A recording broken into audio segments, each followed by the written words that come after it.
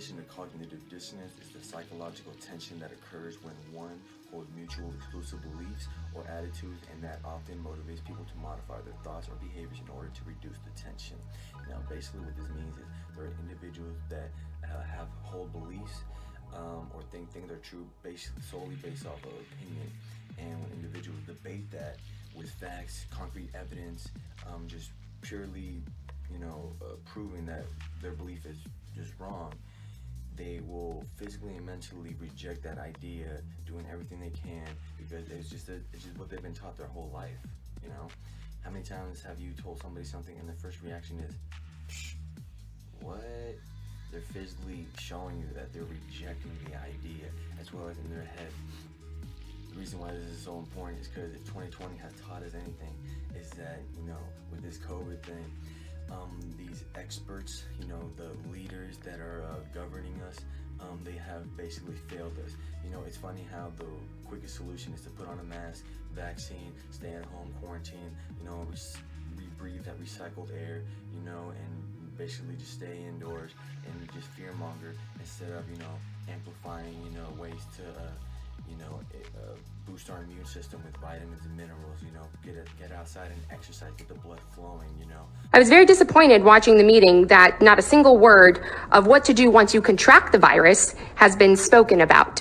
The word treatment did come up, but it was not spoken about what treatments are available for people. At the last meeting, there was a gentleman who spoke and he stated that he has contracted the virus. He was terrified, stayed in his apartment for a month sick, but didn't know what to do. This county is doing a massive disservice to the people by not ever speaking about ways that you can either protect yourself from contracting the virus other than these nasty things which are causing strep throat, all kinds of lesions around the mouth, and all kinds of nasty things, but you all know this. I don't know why I'm even telling you, you know this. But that's all you talk about. Versus my family, I contracted COVID over the summer. My husband did, and I have permission to speak on all of this in regards to the people I will be speaking about. My father, who's 70 years old, did, my mother did, my pregnant best friend did, and her husband. We all had it, my children, we all had it over the summer. But guess what? We knew what to do, how to protect ourselves. I didn't live in fear. I didn't sit in my house cowering, afraid. I knew that I needed to take zinc, vitamin D, quercetin, quinine, which is a natural derivative of hydroxychloroquine, oregano oil, vitamin D, vitamin A, vitamin C. My father went to the beach, socially distanced from everyone around him for 2 hours every day, and he got over it faster than we did. So this county is doing a major disservice. I heard Dr. Alonso today. She stated that if you come in contact with someone who's contracted COVID-19, but you've been wearing your mask and distancing yourself, you shouldn't have to worry. If that's really the case, then how come 60% of the people who tested positive in New York were at home the whole time? That's bull, and you all know it. So you allow these things, these propaganda pieces to be pushed out constantly on Facebook, but you're not actually talking about real things that could help people. So we know that this is not about helping people, because if it was, you would be speaking about those things. You would be speaking about the treatments, and I've mentioned this multiple times. So you would be, and I can speak from my own personal experience at this point of how I got over it and how I am standing here before you today perfectly fine, although this does make it hard to breathe. So that being said, I would like to return these. I'd like $5 off of my next tax bill, and I would like $5 off of my next tax bill for the ones that you're about to send out. I am objecting to the spending of $4 million for masks to be sent out to people that are unhealthy. Did you know in Michigan, they had to shut down an entire school because everyone was testing positive for strep throat, and they're all shocked. How is everybody getting strep throat? Strep throat is spread through the same ways that COVID-19 is spread. But no, everyone's wearing masks and distancing and washing their hands. It's spread because it's a bacteria. When you're breathing into a wet, foggy, humid environment and then you rebreathe that in, you are creating bacteria in your throat. These are literally making people sick. And the fact that you are continuing this political theater, which we know that it is not okay. The fat lady has sung, the curtain has come down, the audience has gone home. End it. As us as a society have gotten here, we have to understand that, especially in our time with cell phones, video games, there are massive amounts of distractions. It used to be, it was just baseball, America's passing time. Then it increased to more football, and then more sports to basketball, and it increased to, Hollywood. Then it increased to concert shows, and it just kept going and going and going. It just never stopped. We are just being, bombarded with distractions and not focused on things like politics that, are seemed weird or, not public talk, I don't talk politics. Why not? These are the things that actually govern us, decide what's illegal or not legal. It's basically saying that I don't want to talk about, life. I don't want to talk about what's really happening. That's exactly what politics is. It's just basically, unless you're 100% self-sufficient and live on your own private property, politics affects you. Even when you're on your private property, it still can affect you. Since we have so much distractions, there's so much that you need to know on how the CIA and powers that be have weaponized this to basically manipulate our psyche, psyop. They tend to put truthful things in movies and TV shows, and the reason why they do this is because, the reason why they do this is to discredit individuals. So if we were to ever bring it into the light in a real talk, the first thing you say is, "Oh, that was in a movie. That was in a TV show." The term conspiracy theory was coined by the CIA, basically just to deflect any, negative press against them.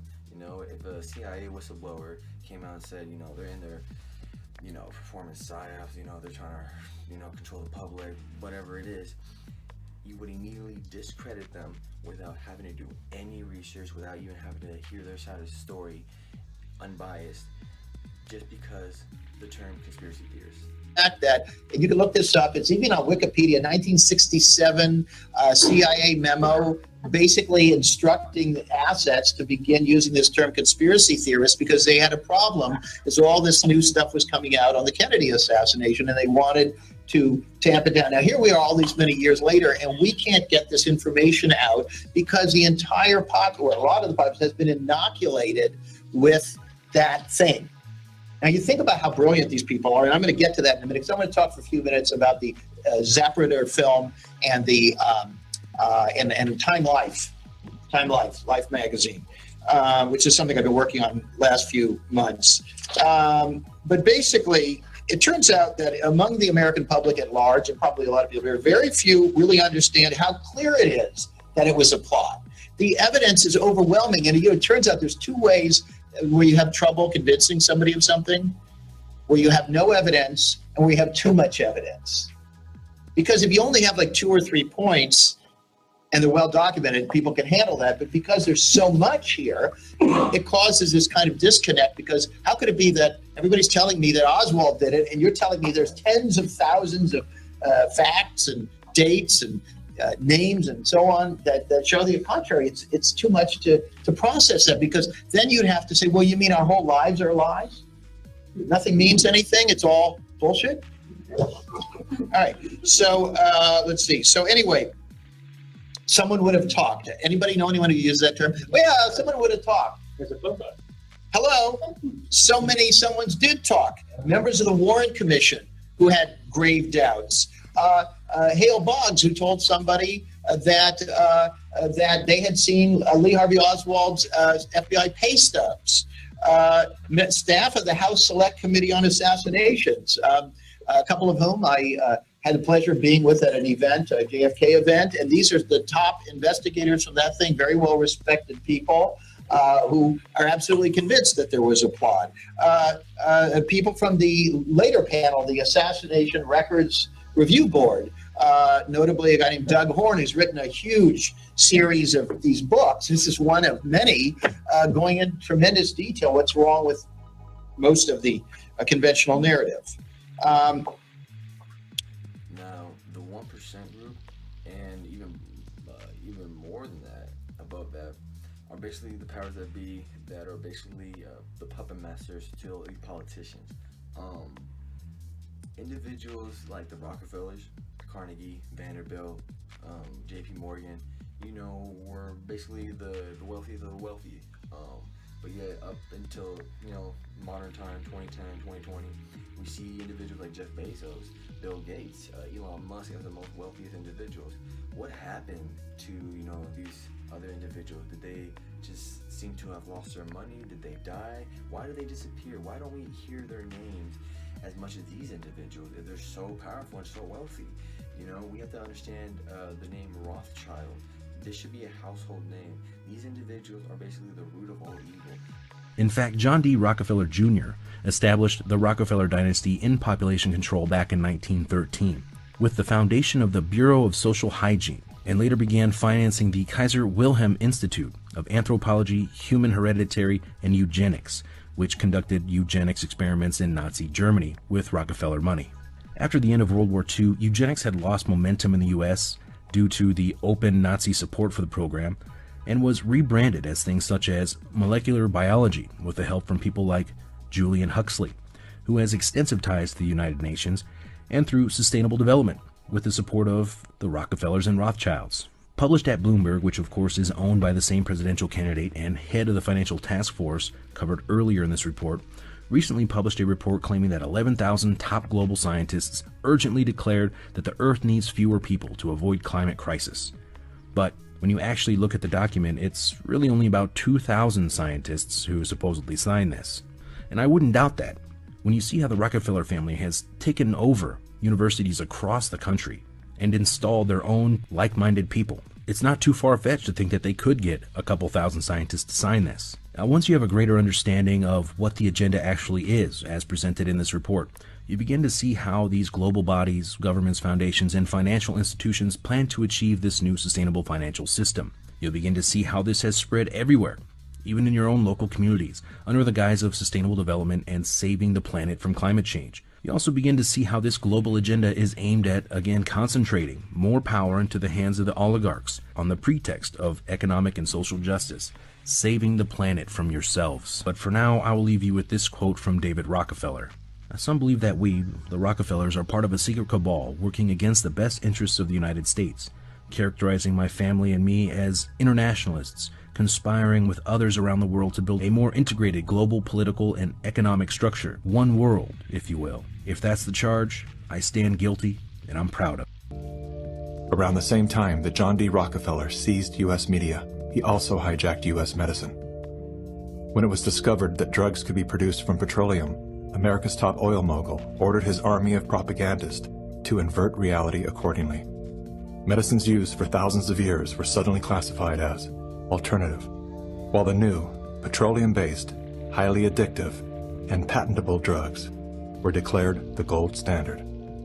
After buying the German pharmaceutical company that manufactured chemicals of war for Adolf Hitler, Rockefeller leveraged his political influence by pressing Congress to declare natural healing modalities unscientific quackery. Rockefeller then took control of the American Medical Association and began offering massive grants to top medical schools under the mandate that only his approved curriculum be taught. Any mention of the healing powers of herbs, plants, and diet was erased from most medical textbooks.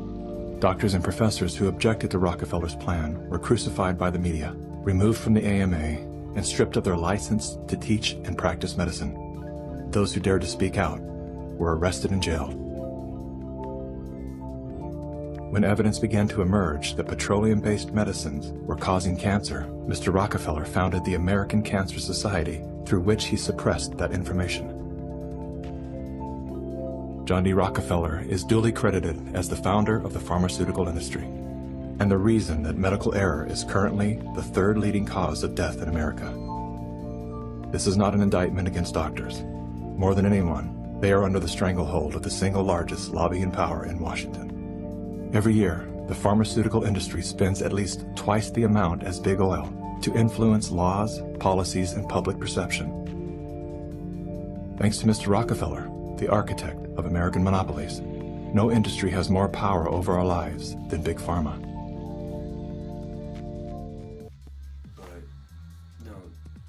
Being unbiased when it comes to doing research and understanding the facts of just news or what's going on with the day-to-day is the most crucial thing for you to understand the truth about your body, the truth about life, and what's our true mission here.